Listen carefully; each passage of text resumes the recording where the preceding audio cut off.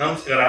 ವಿಕ್ರಮ್ ಬೇತಾಳ್ ಆ, ಪಂಚತಂತ್ರದ ಕಥೆಗಳು, ಬುದ್ಧನ ನೀತಿ ಕಥೆಗಳು, ಇವೆಲ್ಲ ಹೇಗೆ ಆ, ಭಾರತದಲ್ಲಿ ಒಂದು ರೀತಿ ಆ, ಮನೆ ಮನೆಗೂ ಗೊತ್ತಿರುವಂತ ಕಥೆಗಳು ಅಥವಾ ಅದರ ಸಾರ ಸಾರಾಂಶ. ಹಾಗೆ ವಿಕ್ರಮ್ ಬೇತಾಳ್ ನಮ್ಮೆಲ್ರಿಗೂ ಗೊತ್ತಿರುವಂಥದ್ದು. ನಾವು ಚಂದಮಾಮ ಬಾಲಮಿತ್ರದಲ್ಲಿ ಓದಿದ ಕಥೆಗಳು.